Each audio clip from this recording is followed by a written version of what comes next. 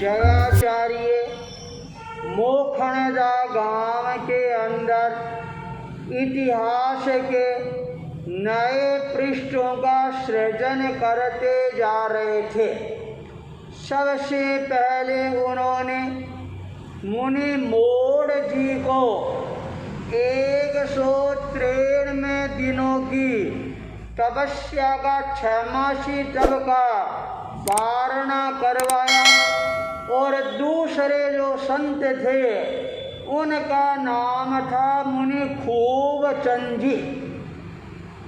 वो भी मेवाड़ के थे, ताल गांव के थे और साध्वी दीपा जी के गांव के थे। साध्वी दीपा जी जिनकी जन्मभूमि है वो भी ताल थी और मुनि खूब जी की जन्मभूमि है वो भी ताल है। जयाचार्य ने मुनि खूब जी को कहा, बोलो खूब जी तुम्हारा क्या विचार है?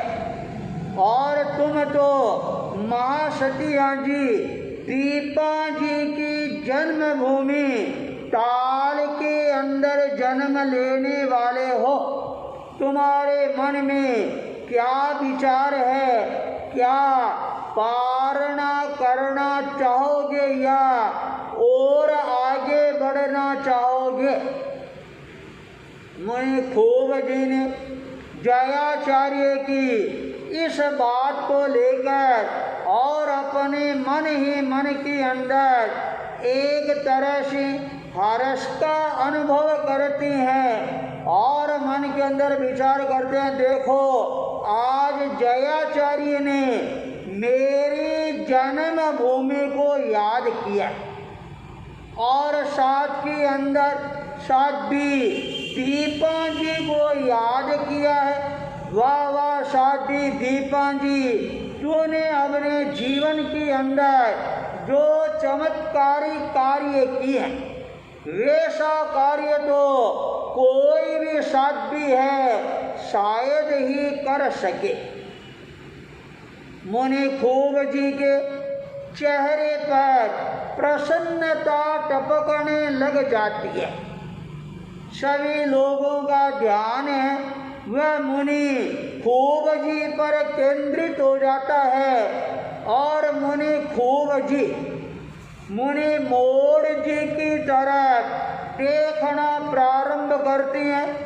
मुनि मोड़ जी है देखकर इशारा कर रही हैं, अरे खूब जी मेरे को तो जयाचार्य ने पारणा करवा दिया, तुम आगे मत बढ़ जाना और बस बहुत हो गई 6 महीना, अब पारणा ही कर लो। जयाचार्य ने मुनि खूब जी को कहा, बोलो क्या चिंतन है तुम्हारा? मुनि खूब जी ने विनम्रता के साथ के अंदर निवेदन किया, प्रभु जो आपका चिंतन होगा और वही मेरा चिंतन होगा। तब जयाचार्य ने कहा, अरे खूब जी वापिस कौन तेरे को पारणा करवाने के लिए मोखंडा आएगा? ये अच्छा अवसर है और चलो तुम भी मोड़ जी की तरह अपना पारणा है वह पारणा कर लो। जयाचार्य के मुखारविंद से जब यह शब्द निकलती है सारी जनता है वह हर्ष विभोर बन जाती है और मन में चिंतन करे, चलो अच्छा हुआ जयाचार्य आज ही इनको पारणा करवा देंगे, वरना पूर्व की तरह साध्वी हस्तु जी की तरह यदि ये भी आगे बढ़ जाते फिर हमारे को वह दृश्य देखने के लिए मोखणदा के अंदर आना पड़ता। जयाचार्य ने मुनि खूब जी की प्रशंसा करते हुए कहा, हमारे मुनि खूब जी है, ये भी खूब तपस्या करने वाली है। सारे लोगों का ध्यान है मुनि खूब जी पर केंद्रित हो जाता है। अरे इन्होंने अपने जीवन में कौन से तप किए हैं। तब जयाचार्य ने कहा, मुनि खूब जी है, इन्होंने अपने जीवन में जो तप किए हैं, अरे उपवास, बेला, तेला और चोला, उनकी यदि कोई गिनती करने बैठ जाए तो उनकी गिनती होनी मुश्किल हो जाए। इतना इन्होंने उपवास, बेले, तेले, चोले किए। सारी जनता देखने लग जाती है, अच्छा इन्होंने इतने उपवास, बेले, तोले, चोले किए। जयाचार्य ने कहा, देखो इन्होंने जो लंबी तपस्या की है वह सबको मन भाने वाली है।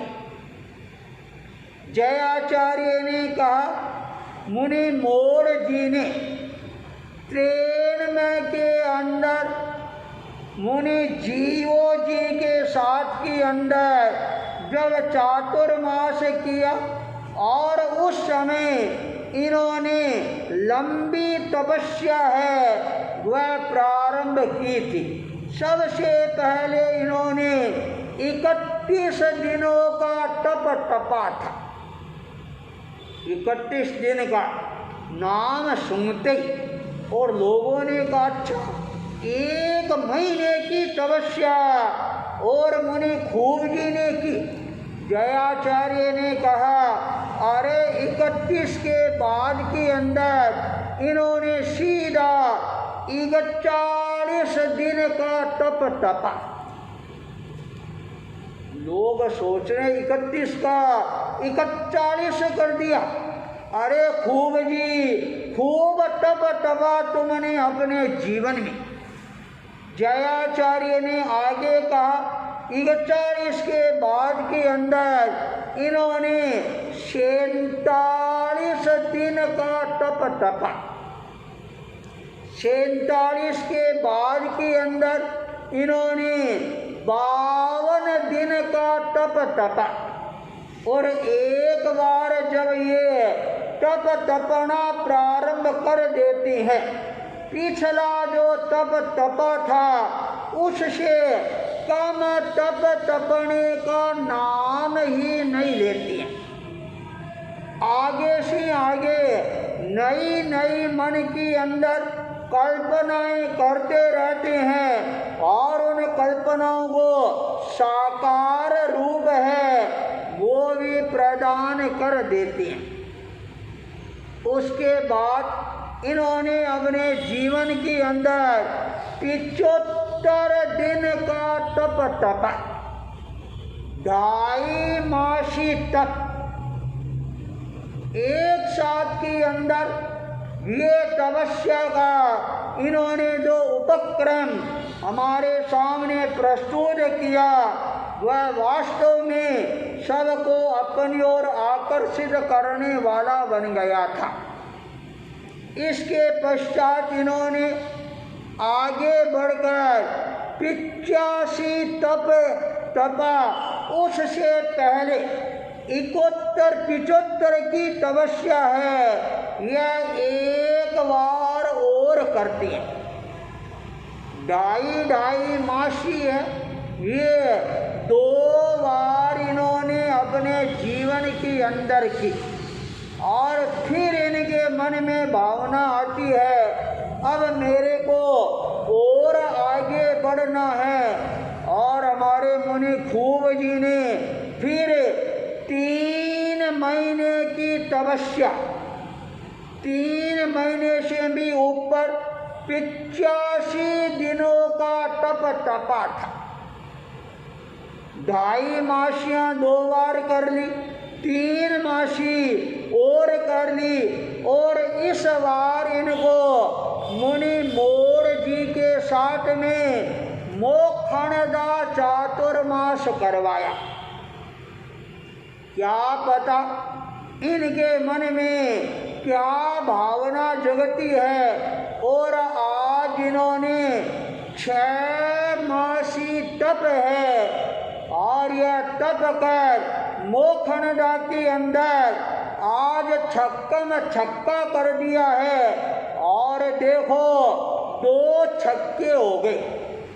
मुनि मोर जी ने 6 मासी की और मुनि खूब जी है इन्होंने भी 6 मासी की है। तो मोक्षणदा के अंदर आज देखते देखते छक्का छक्का हो गया है। सारे मोक्षणदा शहर के श्रावक श्राविकाओं के चेहरे पर एक नया ओज है, तेज है, हास्य है, ये बिखरना प्रारंभ हो जाता है। और मन में चिंतन करे चलो कम से कम हमारे इस मोक्षणदा के अंदर 2 संतों ने 6 मासी तप कर और इतिहास का कोई सुनहला पृष्ठ है यह तो अंकित किया। जयाचार्य ने कहा बोलो खूब जी आज तुम्हारे 193 दिन का तप है। मुनि खूब जी दोनों हाथ जोड़ लेती हैं और कह रहे हैं बस गुरुदेव आपकी कृपा हो गई, मेहरबानी हो गई और आपके प्रभाव से मेरे तपस्या है वह बहुत अच्छी हो गई। और अब आप पारणा करवाने के लिए उदयपुर से चलकर इतनी दूर पधारे हो तो ये भी मेरा कोई बहुत बड़ा भाग्य है। जब मेरे को ये अवसर है, यह अवसर प्राप्त हुआ है और आज जब आप अपने कर कमलों के द्वारा मेरे को पारणा करवाओगे तब मेरे मन में और ज़्यादा सुख शांति का संचार है यह होना प्रारंभ हो जाएगा। जयाचार्य ने कहा अच्छा पारणा करने का मन है, अरे संतों वह लाओ सामग्री वाली पात्री। और मुनि खूब जी को खूब प्रशंसा के साथ के अंदर और आज इनको पारणा करवाते हैं। तत्काल संतों ने पात्र है जयाचार्य के सामने प्रस्तुत किया। जयाचार्य ने पात्र को हाथ में लेकर और पारने की सामग्री काली मिर्च है और वो मिश्री वो हाथ में लेते हैं और कहते हैं लो खूब जी अब खूब मनोबल के साथ में तपस्या की है तब आराम से पारणा करो। मुनि खूब जी 2 कदम आगे बढ़ती हैं और अपने हाथों को बद्धांजलि करके और आचार्य प्रवर के सामने आगे कर देती हैं। जयाचार्य ने आगम पद्यों के उच्चारण के साथ में और अपने इष्ट का स्मरण करते हुए साध्वी दीपा जी का स्मरण करते हुए कहा दीपा जी आज तुम्हारी जन्मभूमि वाले संतों को हम पारणा करवा रही हैं। जयाचार्य ने वह ग्रास कवल मुनि खूब जी के हाथों में रखा और मुनि खूब जी का चेहरा बहुत ज़्यादा दमकने लग जाता है, चमकने लग जाता है चेहरे की आभा और प्रभा है, ये अपने आप ही निखरनी प्रारंभ हो जाती है। जिसका साक्षात्कार है और पूरे मेवाड़ से आए हुए श्रावक श्राविकाएं स्पष्ट रूप से देख रही। जयाचार्य से वह सामग्री लेकर और मोड़ जी ने खूब जी की तरफ देखा, कहा खूब अवतारणा कर ली। जब मोड़ जी का संकेत मिल जाता है और मुनि खूब जी ने चढ़ते हुए परिणामों के साथ में और वह सामग्री है अपने मुंह के अंदर रखती, जो ही सामग्री मुंह में जाती है और चारों तरफ से मुनि खूब जी के जय जयकारों का नाद है, ये गूंजना प्रारंभ हो जाता है। और मुनि खूब जी मोखणदा गांव के अंदर 1912 के अंदर जयाचार्य के कर कमलों से पारना करके और इतिहास का नया पृष्ठ है वो अंकित करवा देती हैं।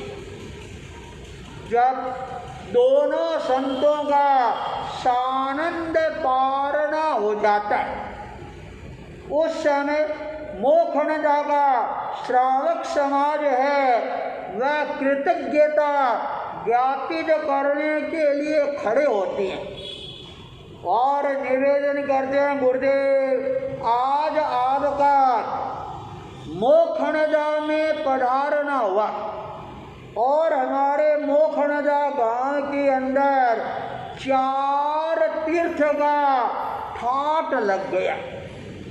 यह सब जयाचार्य के कानों में गुंजायमान होता है और जयाचार्य को 3 साल पहले का वह दृश्य अपनी आंखों के सामने चलचित्र की तरह नजर आना प्रारंभ हो जाता है।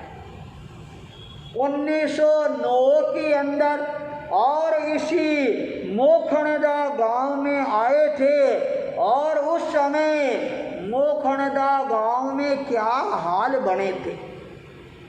साथियां जिनको वह ओपरी बीमारी हो गई थी, ये तो साध्वी दीपा जी हमारे नजदीक थी और उनके प्रभाव से जो भूतनियाँ हैं, डाकनियाँ हैं, वो डरकर अपने आप वहाँ से पलायन कर जाती है और हमेशा हमेशा के लिए ऐसी काली विद्या का फिर जीवन के अंदर कभी भी प्रयोग नहीं करने का त्याग कर लेती हैं।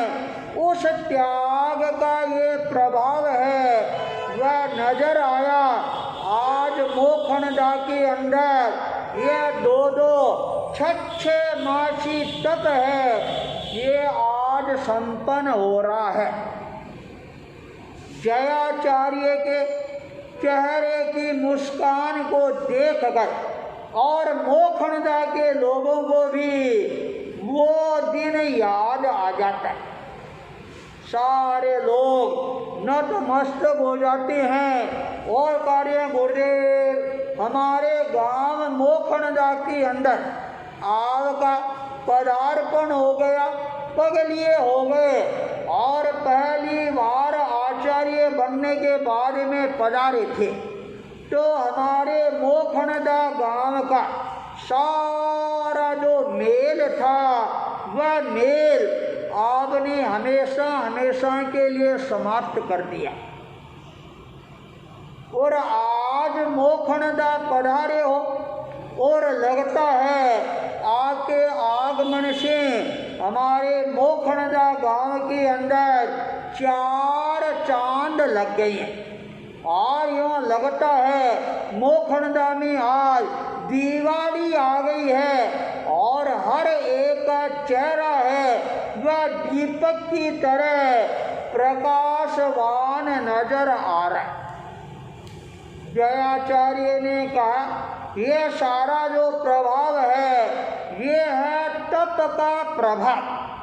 मुनि मोड़ जी और मुनि खूब जी ने जो खूब तप तपा है, इन दोनों संतों को 100 साधुवाद दिया जाता है।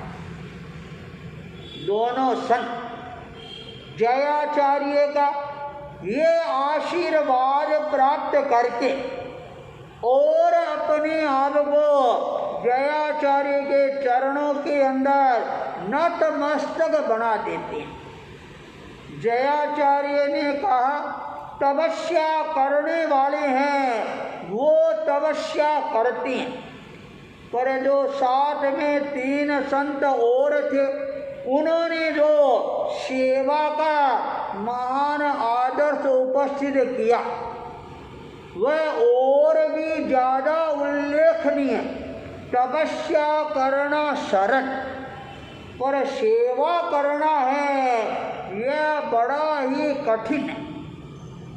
जयाचार्य जब ये बात कहते हैं और मोड़ जी के सहयोगी संत हैं वो अपने स्थान पर खड़े हो जाते हैं और निवेदन करते हैं, गुरुदेव ये हमारा परम सौभाग्य था, हमारे को इन दोनों संतों की सेवा करने का अवसर मिला। हमने क्या सेवा की? केवल आँच का पानी है वो हम लाकर इनको देते थे और स्वाध्याय के अंदर हम इनका सहयोग करते थे। हम स्वयं स्वाध्याय करते और इनको भी स्वाध्याय है वो करवाते।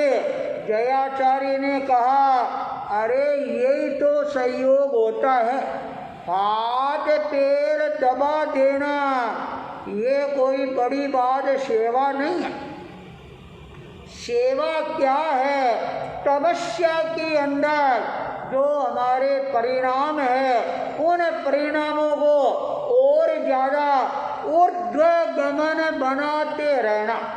आगम का और तपस्या की गीतों का संगान करके और तपस्वियों के भीतर में और ज़्यादा तप के प्रति आस्था का जागरण करवाना है, यही वास्तव में सबसे बड़ी सेवा है।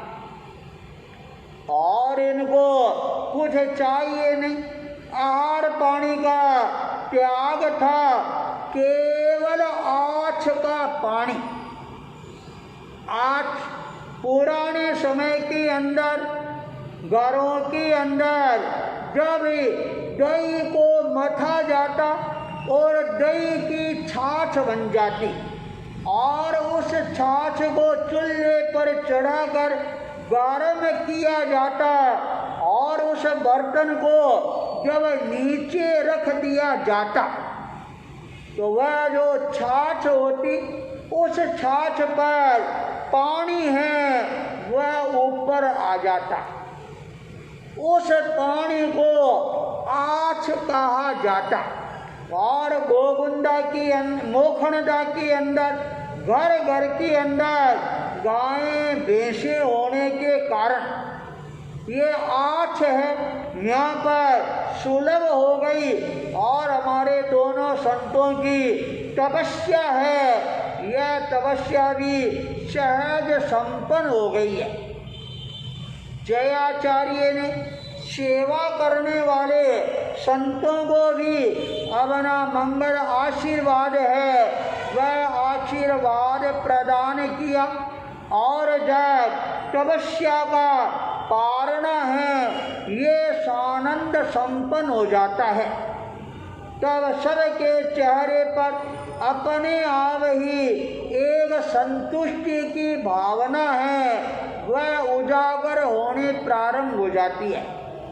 जयाचार्य अपने मुखार बिंद से मंगल पाठ का श्रवण करवाते हैं तब सारी जनता करबद्ध होकर और मंगल पाठ का श्रवण करती है। मोक्षदा के श्रावकों को, साधार्मिक भाई बहनों को एक तरह से सेवा करने का अवसर प्राप्त हो गया था, तो वो लोग भी उनके आतिथ्य को और ज़्यादा भावनाओं के साथ के अंदर स्वीकार करने का जनता से आग्रह किया।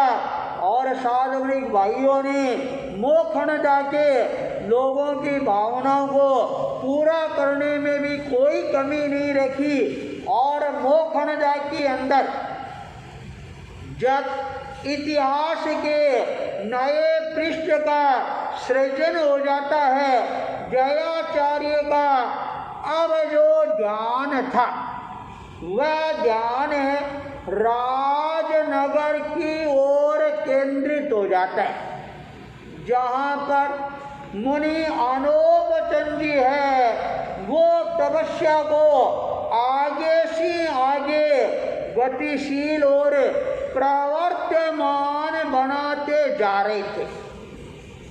जयाचार्य अब ये संकल्प के साथ में अपने आप को मोक्षदा से आगे प्रस्थान करने के लिए तैयार होते हैं कि अब अपने को राजनगर जाकर और मुनि अनोपचंद जी को है उनको पारणा करवाना है। जयाचार्य मोक्षदा से विहार कर जाते हैं और अब मुनि अनोपचंद जी के पास के अंदर पहुंचकर और अपने हाथों से उनको पारणा करवाएंगे। कहाँ करवाएंगे, कौन से गांव के अंदर कराएंगे और कौन से इतिहास का नया सुनहला पृष्ठ है उसका सृजन करके और मेवाड़ को और ज़्यादा गौरवशाली है वो कैसे बनाएंगे, इसी मंगल भावना के साथ ओम अरहम।